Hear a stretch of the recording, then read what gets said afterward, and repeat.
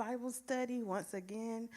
Again, I give honor to my bishop and first lady. I thank Bishop for this opportunity always for putting me forth.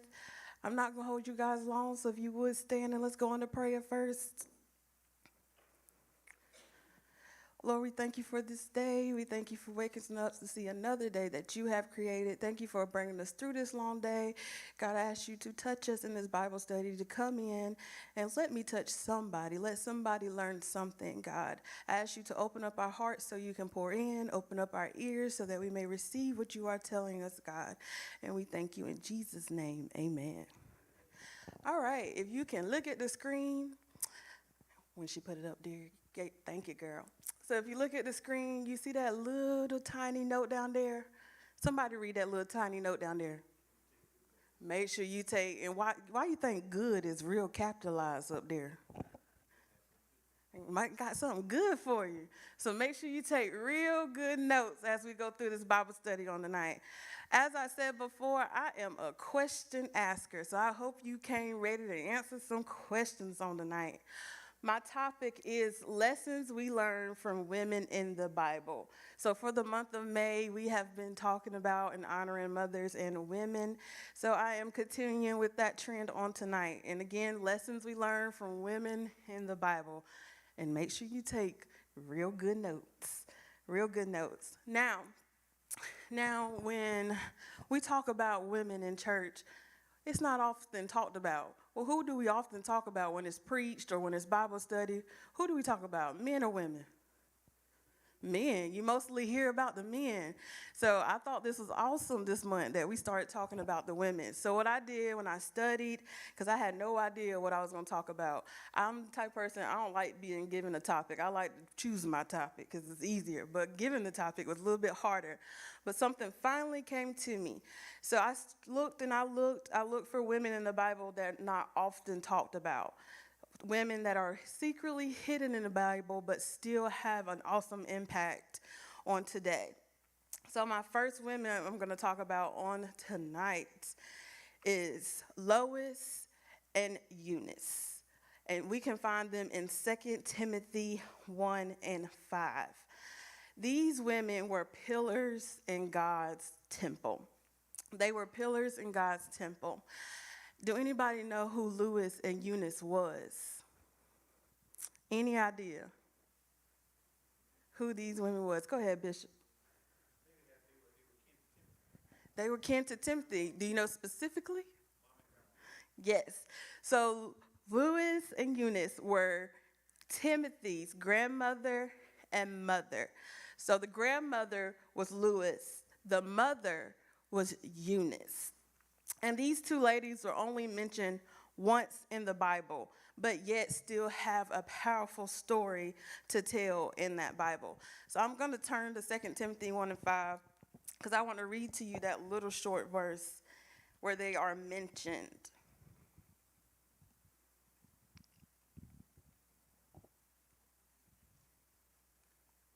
So 2 Timothy 1 and 5, it said, I am reminded of your sincere faith, which first lived in your grandmother Lois and in your mother Eunice, and I am persuaded now lives in you also.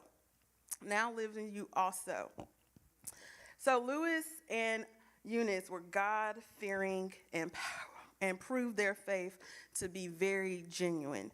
So they were God-fearing and they proved their faith to be very genuine.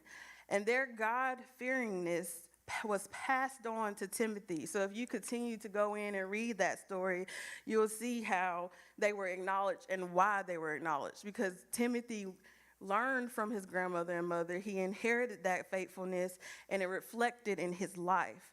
So in the beginning, I said Lois and Eunice were pillars in God's temple. What is a pillar? Any idea? What comes to mind when you think of the word pillar? Say it again. Not a pillar. I like that. Somebody that's solid in the community. Anybody else? A pillar. What do you think of? Comfort. That's good. Anything else? A stabilizer. I like that too.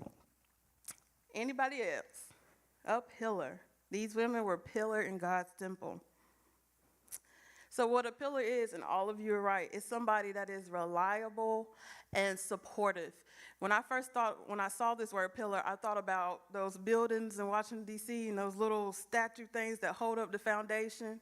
That's what I thought about, the support. So that's the same thing in the person, pillars in God's temple. Somebody's reliable and supportive. So this is what Lois and Eunice was for Timothy, because it reflected in his life the faithfulness that they had, the genuineness that they had. Another question, why is it important to be a pillar like Lois and Eunice was to Timothy? Why is it important to be a pillar like Lois and Eunice was in Timothy's life? Say it again. For somebody else, give me more. What you mean by that?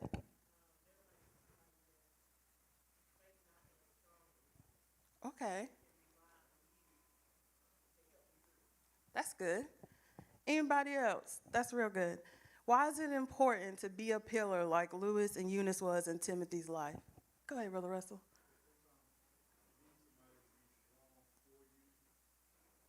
I like that. Because you need somebody to be strong for you too. Anybody else want to throw something out there? Go ahead. Go ahead. You good.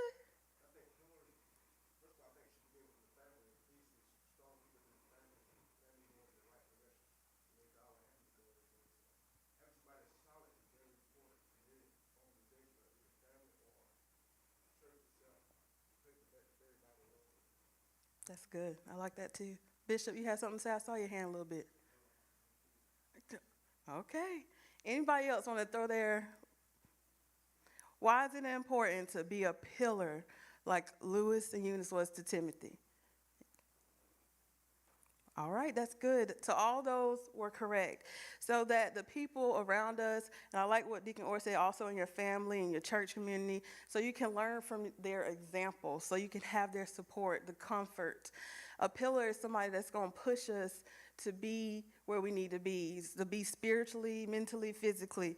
That's what a pillar is. And today, looking at all your smiling faces, we are all pillars in God's temple. We should strive to want to be better and to support others around us, whether it's family or church community. For those of you who just walked in, make sure you take real good notes on tonight, all right?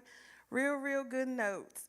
So we just got finished talking about Lois and Eunice, and they are pillars in God's temple.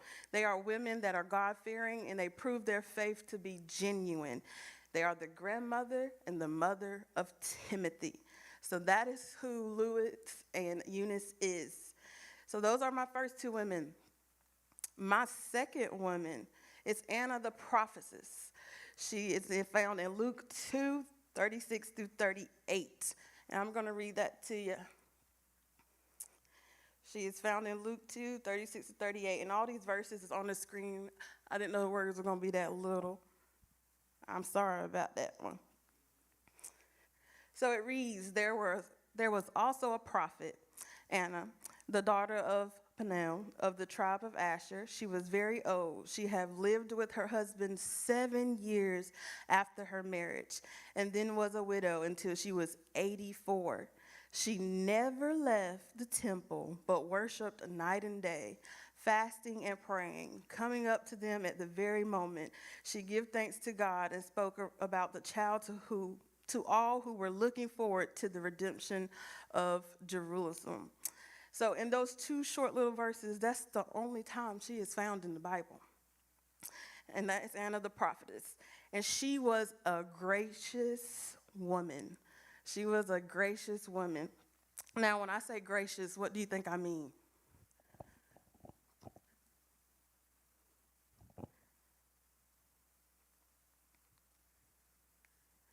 Anybody? That's good. A woman full of grace. Give me something else out there. Gracious. She was a gracious woman.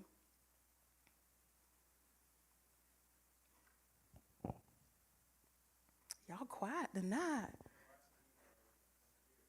Okay, generosity of spirit. I like that. I heard something over here in the corner. Kind. Pleasant. She was a gracious woman. So in simple terms, all those are good. She's one who gives. She's one who gives. She was gracious. And that's going to make sense when I start explaining who she was. So at the age of 84, she first witnessed Jesus coming to the temple. At the age of 84. This was her first time meeting Jesus. And I'm like, wow, the age of 84. Her heart was for the one true king, which was Jesus, and her desire was only to worship him after she became a widow. In that verse, it says she never left the temple. She never left the temple, but she gave worship to God. She gave everything she could to God. Anna is one of the few women in the Bible with the title prophetess. She is one of the few women in the Bible with the title prophetess. So what I took from her story is, one, that God delights to use people of the world who thinks are nobodies. So he can take nobody and make them somebody. Didn't nobody know who she was because she never left the temple. She stayed in that temple, but I'm pretty sure when people came into that temple, they were blessed by her grace, the faith that she had, how she was serving God. So we can take that for ourselves and switch it. What can we learn from her? That God delights to use people in the world that think it's not useful. So if you don't think you're useful, remember you are. God can use you in many ways. The second thing we can learn from her is that age is of no consequence to God. He can use you at any age. This lady was 84 years old. 84 years old. I am 25 years old and still hard-headed, but she was 84 years old and she was dedicated right after her husband died. So don't count yourself out because you're too young or you're too old, because obviously that is no excuse. God can use us at any age. It don't matter how young you are, how old you are. And then the third lesson you can learn from Anna is God gives us reason for Thanksgiving. He gives us reason for Thanksgiving. She was thankful. She understood what was happening when God came to the temple, and she was very, very thankful. She knew what was to come. She knew he was going to die on the cross for our sins. She understood that. She even understood that. When I did further research, she even understood that over the highest priests and rabbis in that time. And she's just an 84-year-old woman who's just meeting Jesus for the first time. So those are the three lessons. Again, one, God delights to use people of the world who thinks are unuseful or nobodies. Two, age is of no consequence to God. And three, God gives us reason for Thanksgiving. And again, that is Anna the prophetess. And she was what kind of woman? What kind of woman? You might want to write that one down. All right. So that is our third woman of the night. Oh, she's the third. We had Lois and Eunice. She's the third. All right. Our fourth person is Deborah. Deborah is a woman of faith and action. And her story can be found in Judges 4. I'm not going to read her story. Her story a little bit longer than what Anna and the other two were, but she was just as important as they are. She was one of the fourth judges of the Israelite, and I believe she was the only woman that was a judge. Yep, she was the only woman that was a judge, and she was the fourth judge of the Israelites. What Deborah was, she was a woman that God gave her power. When the war against the Canaanites came, she understood that Israel should go to war even if they were outnumbered. So she went to this man named Barak, just like our president was back a few years ago, Barak, and she told him to lead the army. But Barak, he lacked faith. He lacked faith to face the enemy, but he knew that Deborah had the power and faith from God. So he told her, I'll go to war if you go with me, but if you don't go, I'm not going.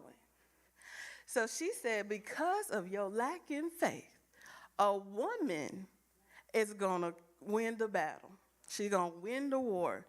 So Deborah, she went with him. They got there, she went with him. And you think he would get up a little courage to do something. He still got there and lacked the faith and power of God. But Deborah knew there was victory to be won. So with her and Deborah, she was really faith-filled. We needed to, so what we can learn from her, with the same faith as Deborah, we need to go to action and obey God's will. When he tells us to go, go. Don't lack the faith. Don't have self-doubt in yourself, but just go. So take action and go. When we experience that God begins something, we also need to understand that he will complete it. So Deborah understood that she had an assignment to fulfill, and she knew that God was going to help them complete the victory. So that's Deborah, a woman of faith and actions, and her story can be found in Judges 4. I encourage you to go read about these stories, because these women, I had no idea about. Some of them I did, but I knew on the surface. But the more I digged into their stories, I was just like, wow, women really had an impactful story in the Bible, and we really don't say much about them. So I encourage you to go do that. So Deborah, what type of woman is she? A woman of faith and action. Now my next woman, I'm not going to show you her name because I'm going to do you like Bishop did me. So this woman was the lady assassin in the Bible. What is an assassin? She's a killer. She was a murderer. But she was a murderer for a good reason. But do anybody know what her name is? Not Jezebel. She murdered him. And she did it brutally, too.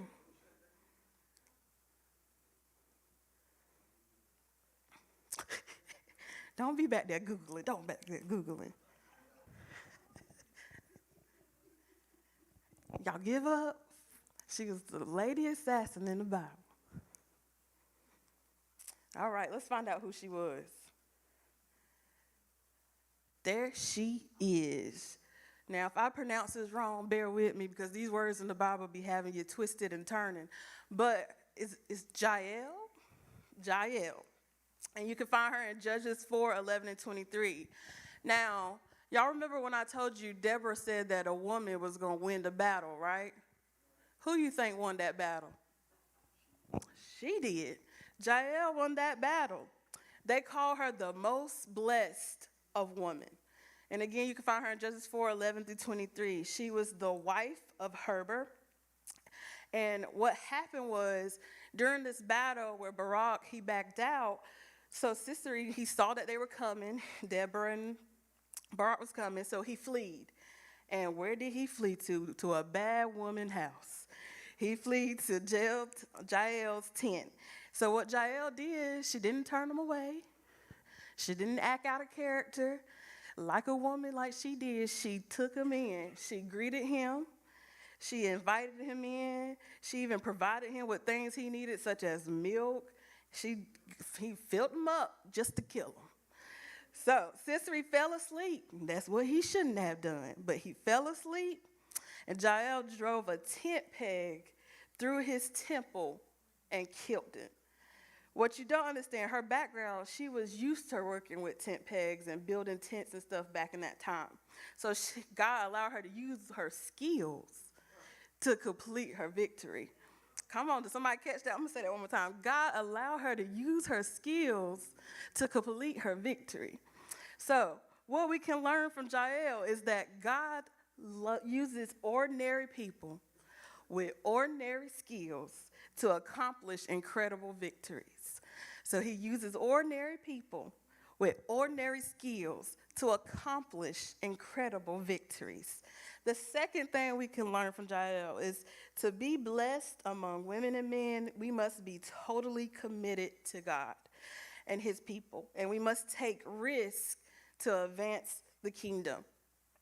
So I tried to do some background to see if she knew if that was what she was supposed to do. But what I found, I don't think she even knew she won a battle for them. I just think she knew because her husband and them were allies. So she killed them. But I don't think she knew she won the victory. But they did a song in the Bible. There's a verse in there. They created a song for her. And she was the most blessed of women. So Jael was a bad woman. That's who she was. Just a bad woman in general. So what was Jael? What type of woman? She was a bad woman, but what was she up there? Don't forget that. The most blessed woman. All right. My next lady, a woman in the Bible, is Naaman's slave girl.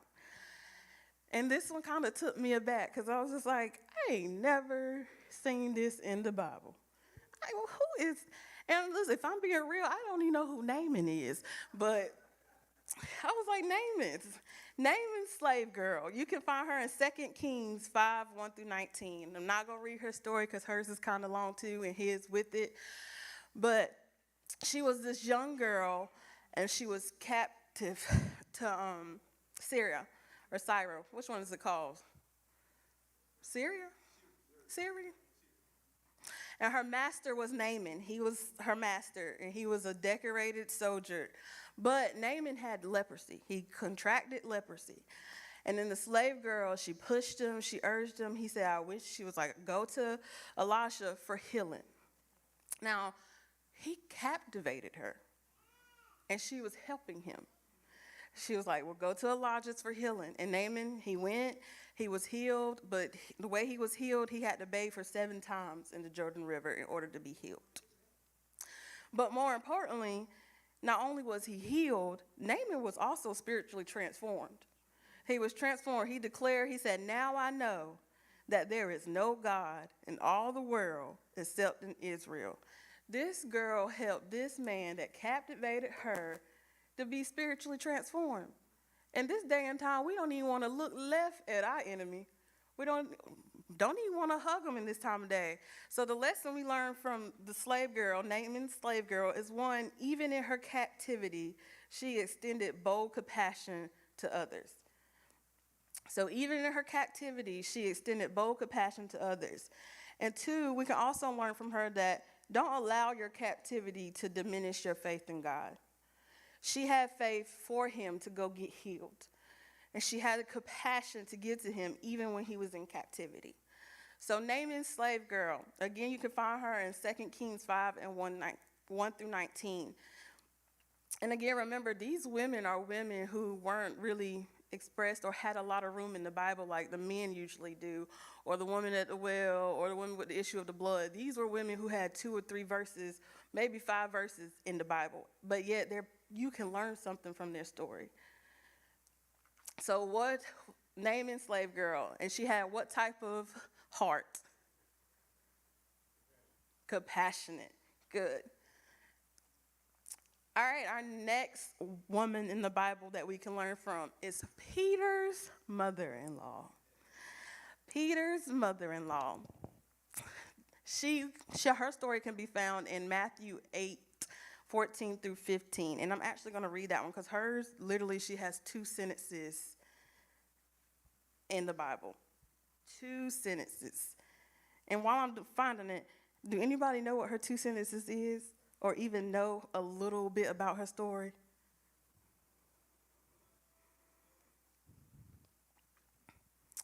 You say you don't know, Bishop?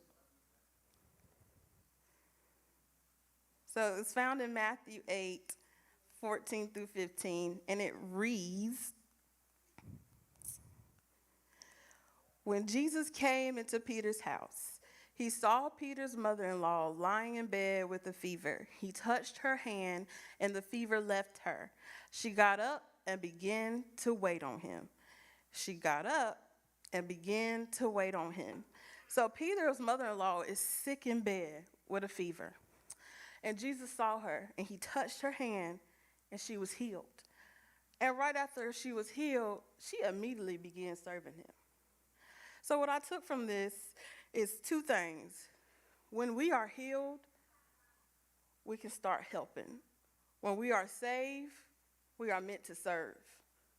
So when you get saved, just like Peter's mother-in-law, we need to start serving. Start giving back to thanking God for healing us and giving that same healing to others around us. So Peter's mother-in-law's story might have been 2 sentences, but you can learn something impactful from her too. So she was a servant woman. If I had to give her a title, she was a servant woman. So that's Peter's mother-in-law. And then my last woman of the night. What do that say up there? Hold on. Jacoby. Jacoby. Who was Jacoby? We know this one. Who is Jacoby? She was Moses' mother. Who else was she the mother to? You're right. And it was one more person she was a mother to. Aaron. So she was the daughter of Levi, the mother of Aaron, Moses, and Miriam. So we all know the story of Jacoby. When the Egyptians began killing the males of Hebrew slaves, Jacoby put baby Moses in a waterproof basket and she set him adrift down the Nile River. And who found him? Pharaoh's daughter found Moses. And then what did she do with him? She nursed him. But who nursed him? Who did she ask? Jacoby. Jacoby, his mother, nursed him. So she became the nurse. And by surrendering what she treasured most to the will of God, she influenced history because Moses became Israel's great prophet. He became a great prophet just by her surrendering him. So what we can learn from Jacoby is, one, trust God even when it seems hopeless. I know she probably didn't want to give up her son and send him away, but she surrendered and got him right back. So we got to learn to sometimes surrender, let go, and let God have it. Two, we can also learn that God rewards your faith. God rewards your faith. So I ask you this question based off Jacoby's story. What is your life issues you need to place in a basket and put in the river? In other words, what in your life issues you need to place in a basket and trust God with? So that was my last woman of the night. Last woman of the night. So let's just go back through them before we get into this trivia with these two gifts I have. So the first two women, who were they? Lois and Eunice. What type of women were they? Pillars in God's temple. Who grandmother and mother were they? Timothy. All right. Who was next? Anna the prophetess. What type of woman was she? She was a gracious woman. Yes, she was. How old was she when she first met Jesus? 84. All right. Who was our next one? Deborah. What type of woman was Deborah? A woman of faith and action.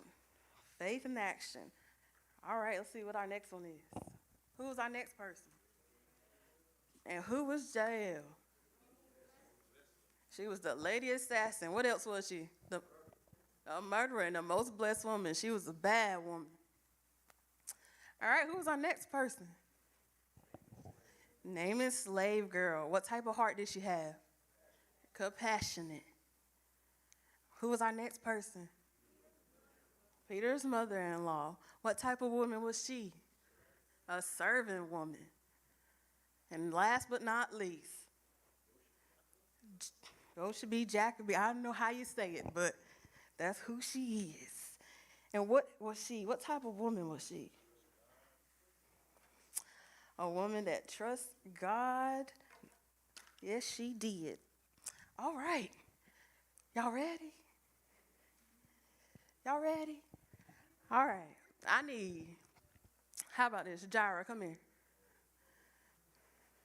I need one more person to come stand up on this other side to help me and Jaira out with these hands. You gonna do it, Bishop? Come on up here. Come on down. You ain't gonna cheat tonight. Y'all got a fair advantage tonight.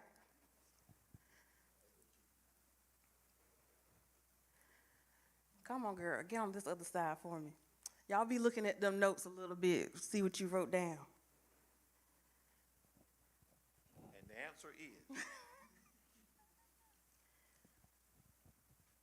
You ready, girl?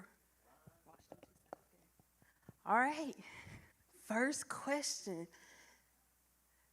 Describe a pillar. Sure. All right, Sis Shirley. What is a pillar, girl? Y'all get y'all notes ready because she can get it wrong.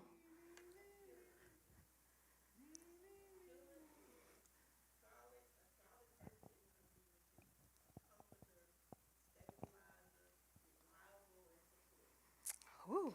All right, girl. Yes. A person is reliable and supportive. Yes. Good. Put 10 points down. Each question is going to be 10 points. I'm going to trust you. All right. Second question. Everybody ready? Who was the gracious prophet? Ooh, come on, Sis Shirley.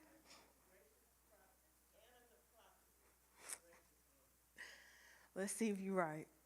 Anna the prophetess. Yes, she was. That's 10 more points for you. Y'all come on now. Don't let Sis Shirley win now. I knew I should have played. All right, next question. What is the name of the man who captured the slave girl? Hold on, I can't give you a minute now. You gotta have it now. You can't have it. Oh, come on. You got 5 seconds. 5, 4, 3, 2, 1. Nah. Oh, now you can't. Oh. You gotta have the answer. You taking too long. You put know the answer. We give you that one. Next time you gotta have the answer. You gotta have the answer. 5 seconds. Next time you gotta have the answer. 5 seconds. You gotta know it. Name it, yes. All right, y'all. Don't let Shirley get y'all. All right, number 4. This woman in the Bible was considered the most blessed of women. 1, 2, 3, 4, 5. You got 5 seconds. Your time is almost up. 5, It's done with now. 3, 2, 1. Antoine. Antoine was next. Antoine next. Yep, there you go. 10 points for you, buddy. You got 5 seconds. You gotta have that answer. You gotta have it ready. Yeah, all right, next question. What woman in the Bible was healed and immediately started serving God? And Antoine. it was a tough call for that one right there. Okay, he that's his car. So his car. There you go. Peter's mother-in-law. She was the one who was healed and immediately started serving God. All right, 10 points for you too. Okay, we're getting somewhere now. All right, number 6, get them hands ready. What were the names of Timothy's mother and grandmother?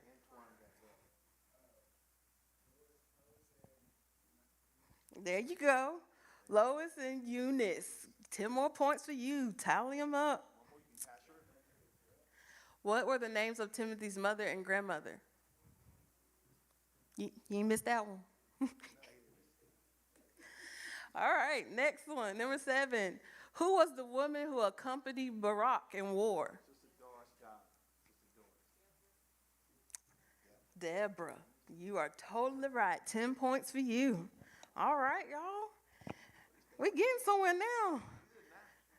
All right, number 8. We got 2 more questions out there, and it's 10 good questions. All right, what are 2 things we can learn from Jacoby?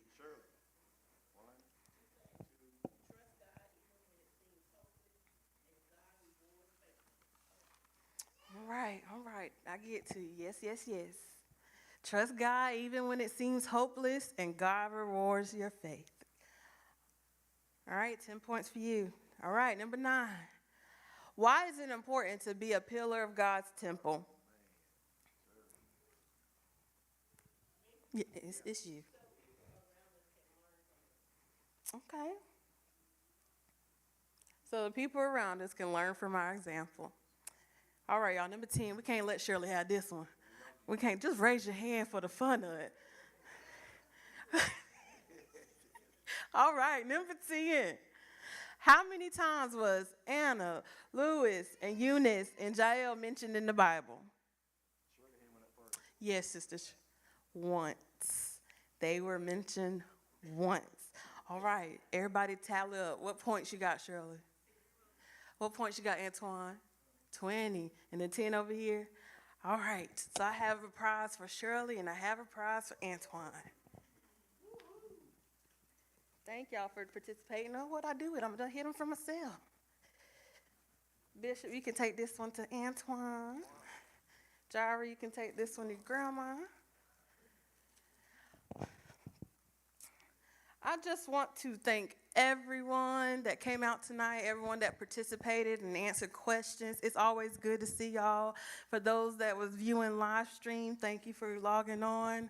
I hope somebody got something from tonight. I definitely encourage you to go look at these women in more detail because their stories is amazing. It's powerful. Bishop, you got something to say before we close out? Thank you, thank you. Remember offering, right?